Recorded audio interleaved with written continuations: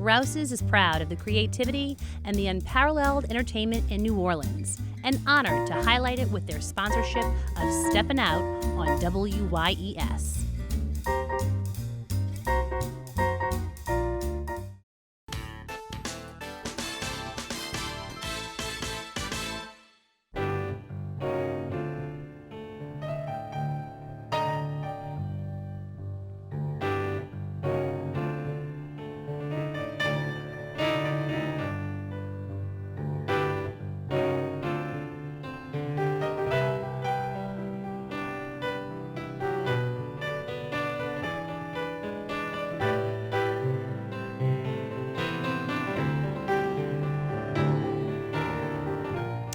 Peggy LABORDE, and welcome to Steppin Out, with updates from the local restaurant, arts, and entertainment scenes. Joining me, Poppy Tucker, host of Louisiana Eats on WWNO Radio. Hey, Miss Poppy. Hello, Peggy. Hello.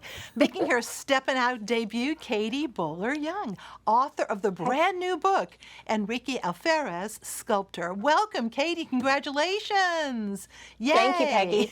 Yay.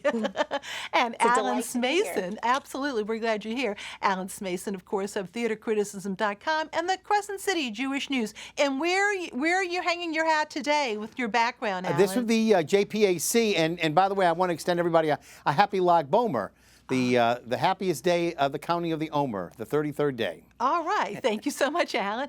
And Poppy, celebrating Cinco de Mayo just keeps getting bigger each year in New Orleans. Well, Peggy, I think there's a lot of pent-up party in this city. Yes. And everybody's going to have a chance to blow it out next Wednesday, and I'm going to tell you where to go and what to do. So, of course, that's May 5th, Cinco de Mayo. All of the Felipes will be having a shindig, North Peters, South Miro, and North Carrollton, with live music all day. They're going to have $100 gift card giveaways, but go by and have one of Sonny's margaritas. 100% of the proceeds goes to Felipe's Son of a Saint Scholarship Fund, and it doesn't have to be Cinco de Mayo for a Sonny's margarita. If you can only go to one place, I am telling you the party is going to be at Zocalo on Metairie Road, where Edgar Caro is holding his first ever Zocalo Fest. All 4 of his restaurants are participating. There'll be $2 tacos, tequila tastings, live music, but at 3 p.m. you'll be able to hear the mariachi band. Baru is sending their Peruvian ceviche. Basin, another of his restaurants, will be serving charbroiled oysters with tomatillo compound butter. Bras's will be having their Argentinian empanadas. There'll be special margaritas from every one of his restaurants, like a watermelon margarita from Basin Seafood. And then once you're done with there, that goes from 11:30 a.m. until 10 p.m. If you're a Fat City kind of a girl, you can head on over to Los Jefes Grill. From 1 p.m. till 10 p.m., they're going to be having a festival at Fat City Park, which is adjacent to the restaurant, with live music, including the Honey Island Swamp Band. There'll be taco eating contests.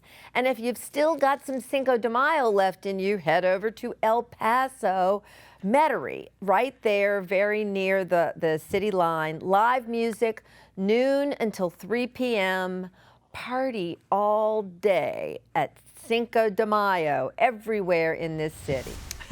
Absolutely. Thank you very much. And moving over to Katie, and anyone who lives in New Orleans may not realize it, but almost everywhere you go in the city, there's usually an Alferez sculpture or something that, of course, speaks to him. This is an incredible artist who lived for almost a century. Give us a little bit of perspective as who was Enrique Alferez. I would love to, Peggy, and it's so exciting that he ended up in New Orleans and has contributed to the visual landscape in New Orleans in the way that Enrique Alferez did. So he first came to the city in 1929 and had already followed on a very interesting start. He was born in Zacatecas, Mexico, and his father was also a sculptor. And from his father, he learned the traditions of building up, carving, and other sculpture techniques. Alferez ended up serving in the Mexican Revolution as a youth, crossed into the United States at El Paso in 1919, where he ended up having a life-changing opportunity to be able to attend a lecture by then the Dean of Public Sculpture in the United States, a man named Laredo Taft, who had a studio in Chicago that Alferez was then able to go and learn the art and learn how to be a professional sculptor. He came to New Orleans in a kind of happenstance. He was on his way to the Yucatan and ended up very quickly enchanted by the bohemian lifestyle that he found in the French Quarter, connected with new friends at the Arts and Crafts Club, and ended up in the position to create really the visual landscape of the city by being able to work with under the WPA and influence places from the Central Business District to City Park to Lakefront Airport and beyond. This is the Fountain of the Four Winds, which is really the origin point for me in my own study and understanding of Alferez's work. At the time, in the mid-1990s, I was a student at the University of New Orleans, and between classes, I would go out to the fountain and spend time with it. It gave me a sense of security and peace at a difficult time in my life, and little by little, I wondered who had created it. And then I went back into the library to learn more about Enrique Alferez and was really humbled by the difficult journey that he took to accomplish what it was that he has done and created for the city in public spaces, the way that he has created works that many people can see themselves in, and also how he ended up turning to smaller figurative works that identify ways he connected with his homeland, with his indigenous Nahua heritage, and gave us a new body of work that will end up being a legacy that he has also left the city of New Orleans. Katie, we have got to mention, of course, his wife, Peggy. And he was married quite a few times, but I think for the longest amount of time with Peggy. And she was his everything, business manager. Tell us a little bit about Peggy. Peggy absolutely made Enrique Alferez's life so much better and was able to support his work as an artist as well. They were together about half a century. And Alferez was married 4 times, but when he met Peggy, he found a lifelong friend and companion and somebody who really could support his work as an artist. She also had a lot of forethought, and she knew that there would be a need to keep track of what it was that he was accomplishing. She kept prodigious notes. She kept track of every piece of ephemera, from gallery exhibitions to notes about works that were in production, note cards that came from students or those who had learned from Alferez and friends. And that keeping track of all of those records is part of what allowed me to be able to write this book. And I think that Peggy knew that at some point someone would follow up and want to be able to go through the papers that she left us. Well, I'm so excited because you've got a book launch. It's a Zoom book launch, a virtual book launch, and folks can actually listen to Jack Davis is going to be interviewing you. And Jack, of course, is a now retired journalist and very much of a civic activist, and he knew the Alferezes. And so it's Tuesday, and you go to hnoc.org/Alferez to register. And of course, the book is available at citywide at the Historic New Orleans Collection gift shop, of course, but Amazon and your fine local bookstores as well. And we should just say also, though, that Dr. Alferez, their daughter, the Alferez's daughter, was very integral to this too, wasn't she? She absolutely was. She opened her door and she opened her heart and her life to me so that I had unrestricted access to the family papers and Alferez's artwork, and really has become a friend through this process. Oh, wonderful. Somebody who's helped me see who her father was as a person and as an artist. All right, thank you. We're going to come back to you a little later. Talk about City Park, because the art is everywhere, his art. But over to Alan. Thank you. Well, Peggy, this is the last weekend for you to catch the Slidell Little Theater production of Once on This Island by Stephen Flaherty and Lynn Ahrens. And while I consider Ragtime probably their greatest achievement, this could easily be the second or third best show that they do. A very good production. And there you have Olivia Landry, who plays Timoon. By the way, she designed the poster that you just saw on the cover. Directed by Jennifer Baptiste, this show really explores the 2 different cultures on an island in the Antilles where the dark-skinned peasants peasants live in poverty, and the lighter-skinned planters live in affluence.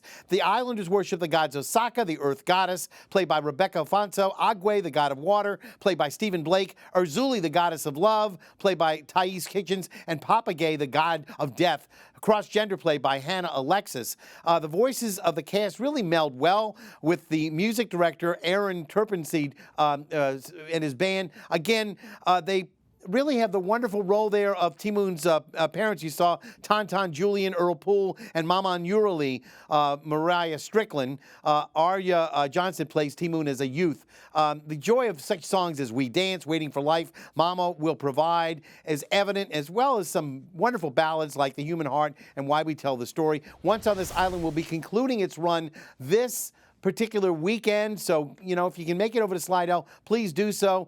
This is a wonderful show by Ahrens and Flaherty, and I have to say, a great example of their work in actually capturing a culture which was somewhat foreign to them. They didn't really know a lot about the Antilles culture or the Caribbean culture, and they really made it happen just beautifully.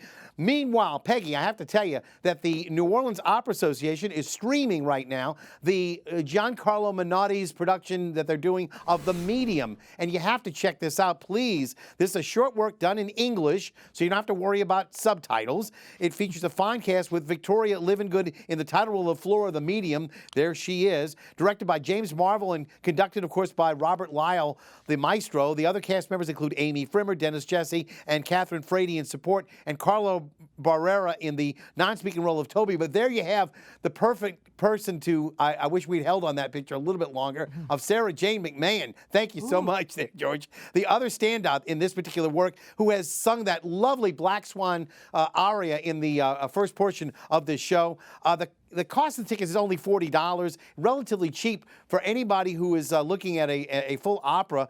There are several discounts for students, teachers, military workers, essential workers, but don't miss Sarah Jane McMahon's wonderful performance. Livingood, of course, is very good in this performance as a woman who literally is haunted at a seance. And this was shot, by the way, at Esplanade Studios, a perfect setting for this work. Next up, by the way, is Gershwin's Porgy and Bess, which will be a much larger production, but check it out now. Through May the 14th, you can screen it whenever you want.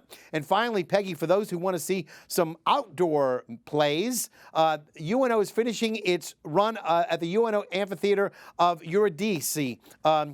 Eurydice, I'm sorry. Eurydice, of course, is the piece that was done by Sarah Rule right before she did the work that a lot of people know, The Clean House. Nighttime performances may require a little comfy chair and some insect repellent. I caught this really imaginative setting a little bit during a threatening rainstorm, so you might want to bring an umbrella if it's threatening. That might be in order.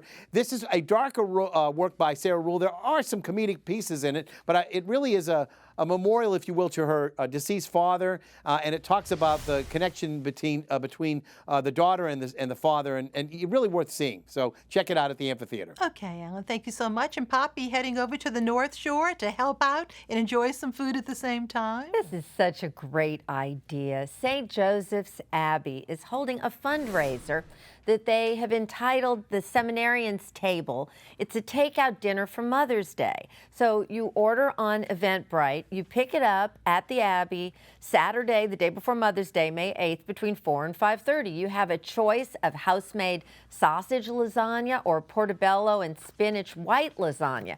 But this meal comes with wine, flowers, that Abbey bread that we saw them making a few moments ago, monk coffee, and of course, Father Gregory's famous bread pudding. It's $65 for two. It's a great deal, and it goes to help the Abbey.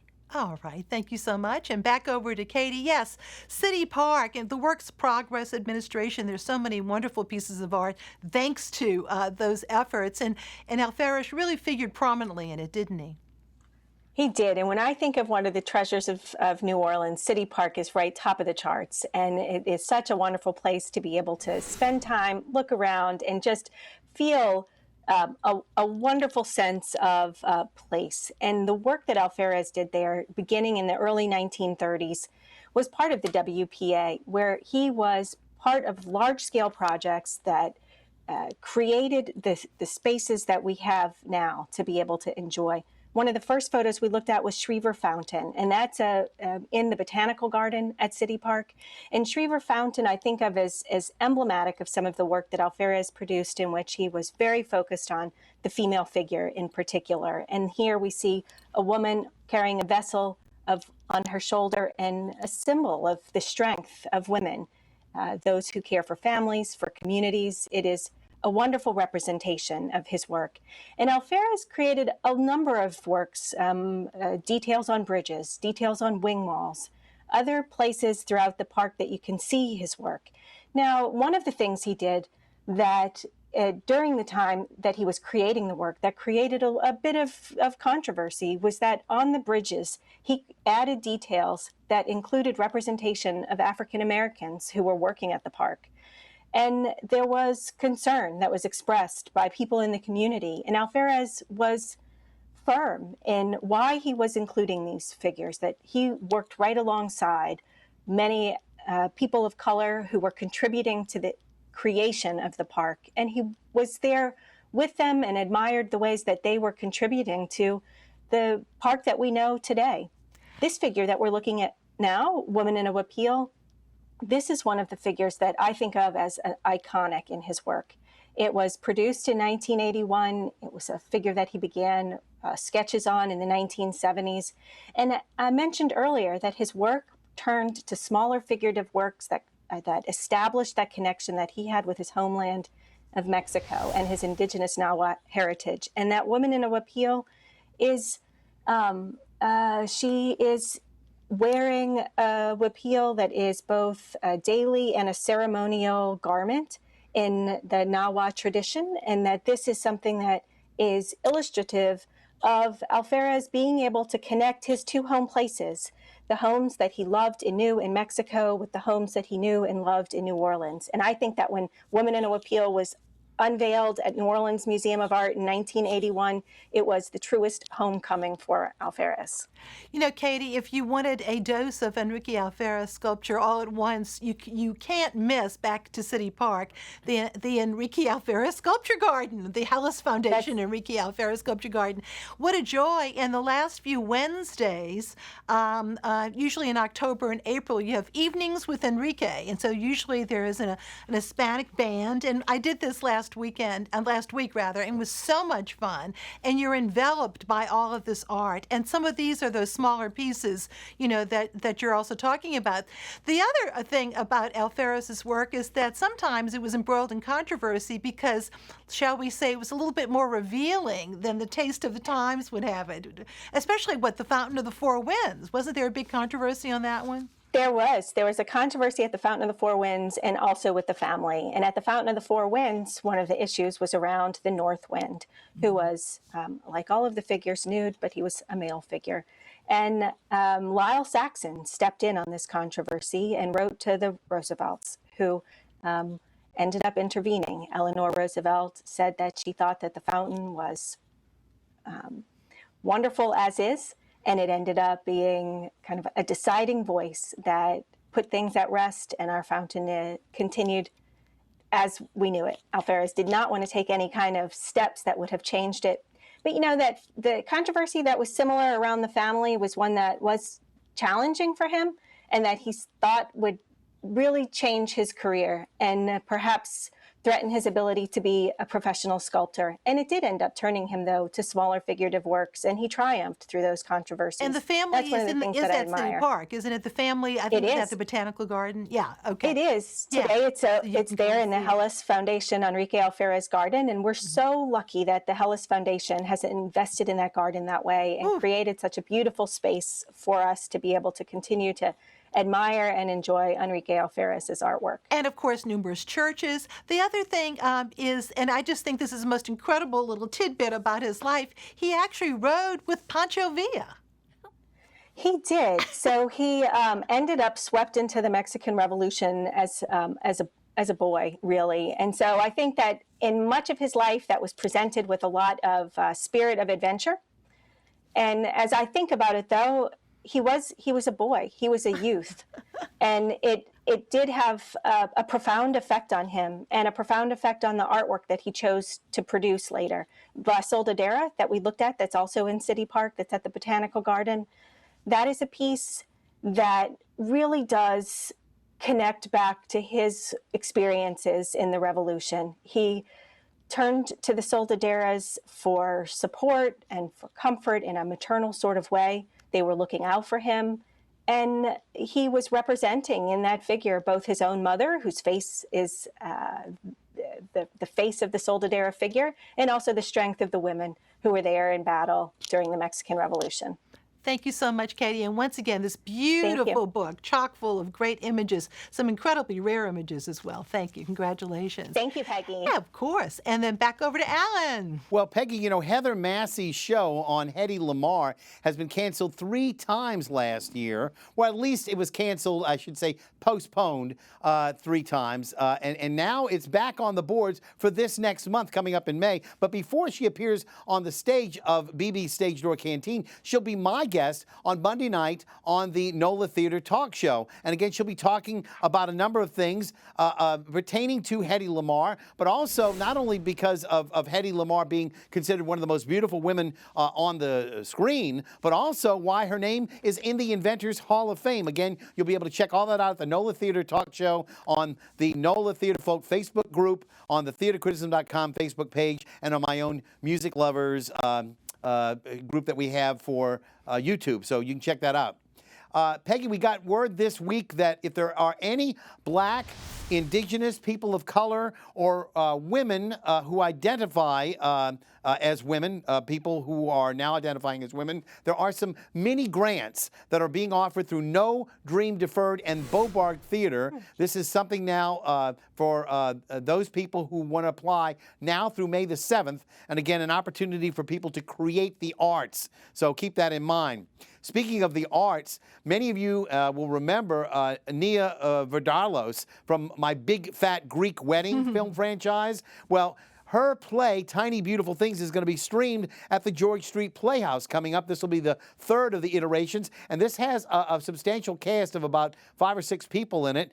It'll be starting up on May the 4th. Again, the $33 charge for this, but they've been doing some wonderful work there, and you should check that out. And also, Peggy, yesterday I got notice of a book launch party for Samantha Hahn. That is the teenage author who wrote On the Roof. This is a book that details the history of the very successful Yiddish edition of Fiddler on the Roof that was just off Broadway not long ago. It was directed by Joel Gray and became the biggest show that the National Yiddish Theater Volksbühne in New York ever had. Well, guess what? Bebe Neuwirth and Joel Gray will be guests at this book launch. It's perfectly free of charge. It starts at 1:15. The actual event starts at 1:30, but you can check it out at nytf.org.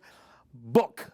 That's okay, it. And who's on Seth Rudetsky this week? Don't forget it, Andrea McArdle, who I fell in love with as Annie, with those beautiful eyes of hers. She, of course, played 8 shows a week as Annie. The child labor laws won't let them do that anymore, but she'll be on live with Seth at 2 o'clock for the live show and 7 o'clock for the repeat. Thank you so much. And you know, this weekend would have usually been the second weekend of the New Orleans Jazz and Heritage Festival. Currently, plans are to hold the festival this October. But let's look back at the first Jazz Fest. Here's Tom Gregory with that moment in time. It may be hard for the multitudes who attended Jazz Fest to imagine, but at the very first New Orleans Jazz and Heritage Festival, only about 350 people went. In fact, musicians and workers outnumbered festgoers almost 2 to 1. The year was 1970. George Wein, the promoter behind the Newport Jazz Festival, was hired to produce a unique event worthy of the city's legacy as the birthplace of jazz. He recruited 2 young locals, Quint Davis and Allison Miner, to mount the first festival in April at the Municipal Auditorium and Congo Square, which was officially titled Beauregard Square at the time. Tickets to the fair cost $3. Performers like Duke Ellington, Al Hirt, and the Mardi Gras Indians were on the lineup. But an unannounced performer may have stolen the show and created the most memorable moment. The great Mahalia Jackson had returned to her hometown for another event and joined Sir Duke at the festival when they happened upon the Eureka Brass Band leading a second line. Wein handed the gospel great the mic. She began singing with the band, and joined the parade, and the true spirit of Jazz Fest was born. The spontaneous meeting of jazz and heritage gave credence to the words of George Wein, who said, "This festival could only be held in New Orleans because here, and here alone, is the richest musical heritage in America. New Orleans is the real thing." It sure is. And now it is time for our quick picks of the week. Poppy. Next weekend is Mother's Day. You can order treats for mom. Steve Himmelfarb is baking from the Cake Cafe fame cheesecakes, cupcakes with the students there. And you have to order it by May 3rd. But also another great Mother's Day idea that I wanted everybody to know about. Steve and Becky Himmelfarb, they wrote a beautiful Cake Cafe and Bakery cookbook. And I suggest you go to nolacakes.com and get mom one. All right, thank you. I love it. Okay, and Katie, we should point out, by the way, oh, look how beautiful that is. Thank you. You are the Director of Global Relations at the University of North Carolina, and you're coming to us from what, Chapel Hill, is that right? Yeah. I am. I'm here in Chapel Hill, and for my event on May 4th, I will be streaming from the Mexican Consulate here in Raleigh, North Carolina. All right, and your website right here? Uh-huh. Yes, at katiebollardyoung.com, you can find more about some of the interviews that I've had recently about my new book, and follow me on Twitter at KBYWrites. Yes, thank you. Alan. Well, you know, the Jazz Fest weekend would have also been the weekend for the Jazz Fest Shabbat, and they decided what can they do to in order to have a gathering without having a great deal. Of course, restrictions are in place. So what they did was they 6 months ago started the CD that you see in front of you there, Celebrate 30 Years of Shabbat Joy, under the aegis of Touro Synagogue and the direction of Kevin Margolius and the Panorama Jazz Band. They've got John Butte, Dr. Michael White, Kermit Ruffins, and a number of other performers. It's $18 for either the CD or the digital download. And again, hope you'll check that out. Have fun. Have a wonderful Shabbat, and I'll see you at the theater, Peggy. Thank you so much. And now my picks. Architect and architectural historian Robbie Cangelosi signs his new book on the history of the Carrollton neighborhood, profiling 420 homes in that area. The book has been many years in the making, and it's part of the Friends of the Cabildo architecture series. He'll sign at the Hyacinth House at 923 South Carrollton Avenue. You must purchase a ticket through GardenDistrictBookshop.com, which of course includes the cost of the book. Wine will be served at the event, which is from 5 to 7 p.m. Jewelry artist Vitrice McMurry has created a brand new line of earrings for the gift shop at Longview House and Gardens. The shop is open Tuesday through Saturday from 10 a.m. to 2 p.m., or you can call at 293-4710 and make an appointment. Longview is located right off Metairie Road. It's at number 7 Bamboo Road. And Vitrice will be at the Art Market connected to Jam NOLA next to the NOCA complex this Sunday from noon to 6, free to the public. On May 18th, join Times-Picayune, New Orleans advocate, social columnist, and actress Nell Nolan as she presents 3 monologues that she has written, set in France, Spain, and Italy. It's a fundraiser for WYES. Go to wyes.org/events for your ticket to this virtual performance that includes 3 bottles of wine, specially selected by wine expert James Moises, who will be offering his insight on each wine. And please give to your favorite charity, hopefully including WYES, for Give NOLA Day. That's next Tuesday, May 4th. Go to wyes.org and givenola.org for details. Thank you all so very much. Thank you, Katie. Bye-bye. Thank you, Peggy. Good night. Take care.